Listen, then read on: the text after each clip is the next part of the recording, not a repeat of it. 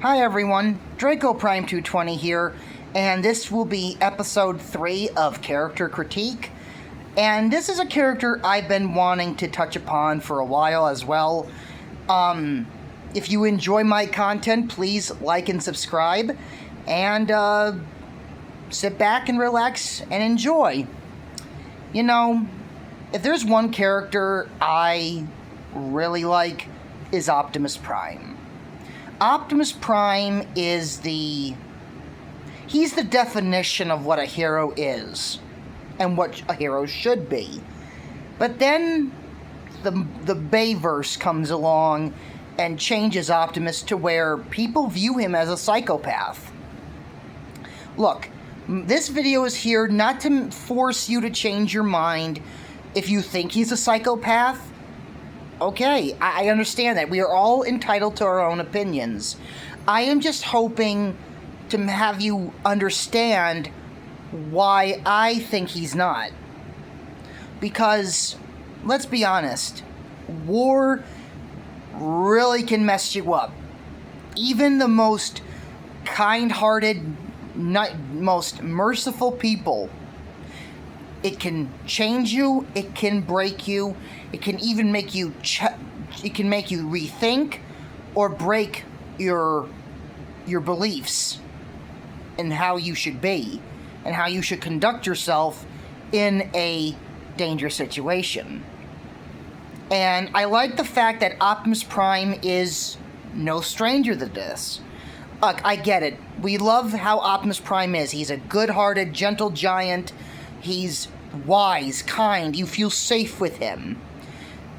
But once again, before I continue, this is not to force you to change your mind.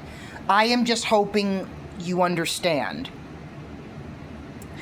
Put yourself in his robotic feet just for a moment and just hear me out. You're on Cybertron, a world far away from Earth. You have someone that you view as a brother. This brother is consumed by hatred, bitterness, rage, and he ends up stabbing you in the back, and you are separated from him. He cuts all ties with you, and then he becomes someone like you don't know him anymore. And then you and your people are forced to basically separate into two different factions, Autobots and Decepticons. And you start losing people you consider friends, family, brothers in arms, by the very one you called brother. And you gotta learn how to fight, while Decepticons were naturally born fighters. They knew how to fight from the get-go. Autobots had to learn the ways of war and combat. Then it gets so bad to the point that you lose your home. Your whole planet is consumed by war and is dying. And the only source of how to bring your world back had to be sent away. And on top of that, you all have to leave your very home planet with what survives of your people. And you're going from world to world to world, trying to find the source that could bring your home back. And then you end up on a totally alien world where the ground underneath your feet feels very different, doesn't feel natural to you, like how you're used to it. And you got these little tiny beings who, some of them really end up trusting you, and you build a friendship and a bond with them. But then you got those who want to exploit you, hunt you, and just literally disrespect you. Because I'm going to say this, Galloway in Revenge of the Fallen, and this is what I usually say, these government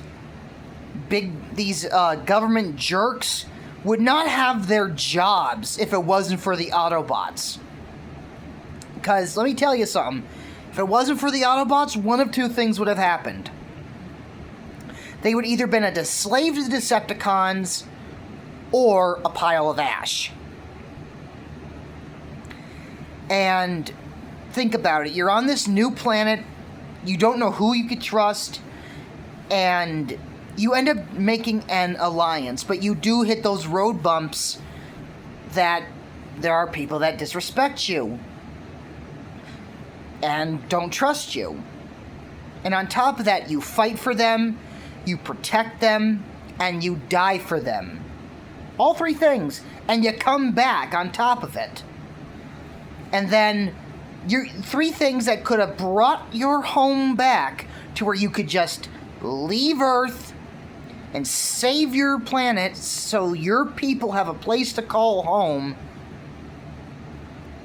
All of them are destroyed because you don't want humanity to pay for the mistakes that you brought with you. Basically, you brought a war to a world that had no knowledge except for a few of your kind's existence. And on top of that, this world's already dealing with enough trouble as it is, and enough wars of its own, big or small. And you don't want to do that. Why should a species that had that 90% of did not have no knowledge of your existence suffer for what happened on your world light years away? You spend so many years saving people, making massive sacrifices, losing many that you cared for.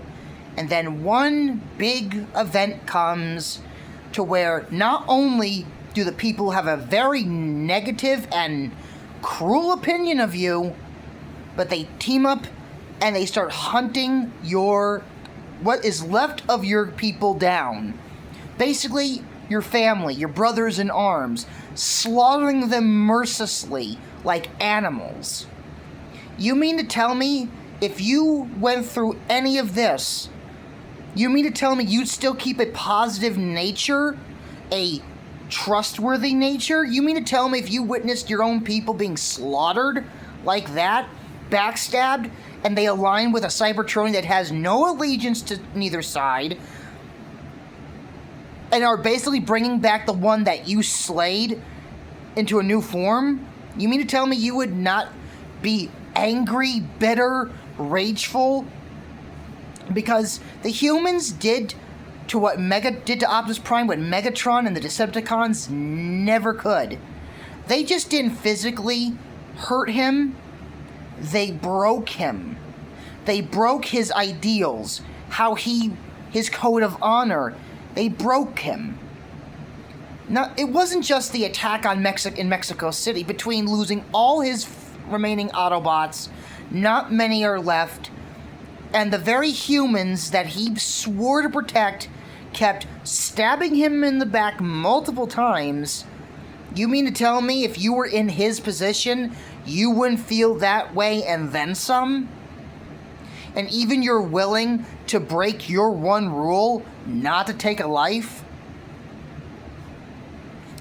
But when someone is broken like that, there are chances, sometimes slim, where a character can come back from that brink. All it takes is one good man or one good person to admit they screwed up and make this being realize, make Optimus Prime realize that we make mistakes. Not all of us are bad. There are good people. You just gotta have faith in who we can be. Optimus Prime, has gone through a lot in the Michael Bay movies. And I personally think it's kind of unfair to call him a psychopath, because if any of you or me were in his shoes, I don't think we'd be able to keep on a happy face or a calm demeanor. And once again, I am not trying to change anyone's mind if they feel he's crazy or a psychopath. I am just hoping you understand why I believe he's not. I know that you wanted the nice, friendly Optimus Prime. I get it that the Michael Bay could the writing for the Michael Bay movies be better? Yes. I will be honest, I know that we're getting a couple more Transformer films, and one of them is going to be directed by Michael Bay. I'm hoping his writing has somewhat improved. Maybe a little bit. We'll just have to wait and see. Hopefully, we get an announcement of one of these movies at San Diego Comic-Con. But Optimus Prime, at his core, he's a soldier. He's a leader. He's got the weight of his whole people on his shoulders. And I'm guessing Michael Bay wanted to make a more realistic approach to the character. I get it, you know. You just can't have everything be sunshine and happy faces, you know. Sometimes you gotta show that how someone even like him would be pushed to his limits and broken. And like I said, the humans did the one thing that Megatron never did or could do. Break him. Make him rethink his beliefs. How he views things. But it just took one good person to say, you know, not everyone's bad. But the thing is, war will mess you up. It just won't kill you. It can kill you in multiple ways. Physically, mentally, emotionally, spiritually. It could do all those things. But it could also not kill you. It could also break you. And Optimus Prime, I believe in the Michael Bay films, he broke. He was broken. You know, and it's sad. If you really look at it, you know, it's a very sad way to look at Optimus. You think of this honorable, gentle, noble being, but deep down there's a lot of sadness, pain. There's just this being that wants peace, but every single time just something just gets in the way. And he lost those he cared about. That's why I kind of give Optimus Prime a bit of a break. Like, do I think the writing for him could have been a little bit better? Like, for example, when he wakes up in the barn in Age of Extinction, instead of having Optimus say, "I'll kill you," I would have had him panicking. Not like saying, "I'll kill you." He'd be like, maybe since he's just woken up, like, you know, like when you just wake out of a sound sleep, you jump and you're blurry, you're disoriented, you're fumbling around, like something like that. But instead of him saying, "I'll kill you," just saying, "Where am I? Please help me. Where are my Autobots?" And I would have him like calling out, "Ratchet, B, where are you?" And then I would have him look down at Cade and his daughter and be like, "Help me, please." And then I would have him pass out. And that I think would have been more better to do than instead of having him just come out and say, "I'll kill you." You know. Then the other thing I would have changed is that Harold Attinger's death, Optimus does go through with it. He kills him. But what I would have done is that Cade is still at gunpoint from Attinger.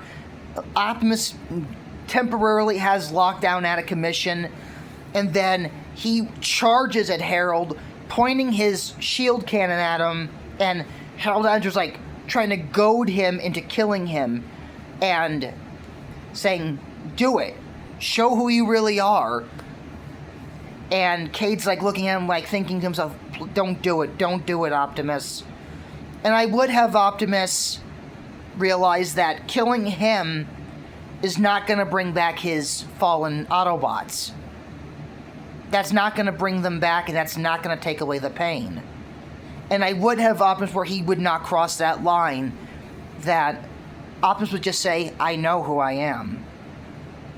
And then then Cade, of course, would come right up and knock Harold Attinger out.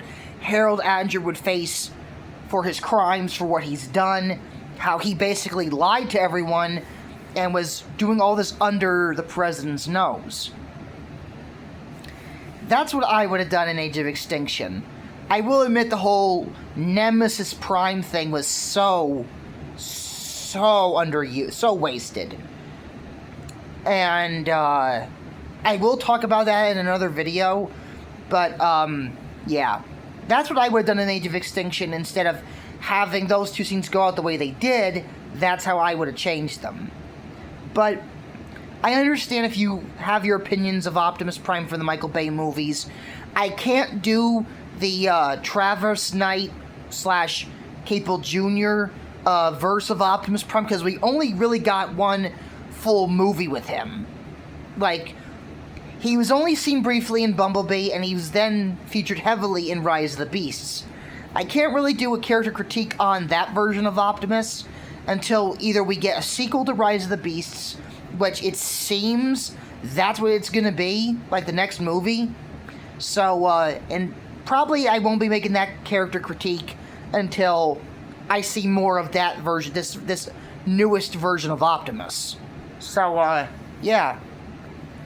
That's gonna be it for the episode 3 of Character Critique. And I hope you enjoy it. Once again, if you enjoy my content, please like and subscribe. I would appreciate it.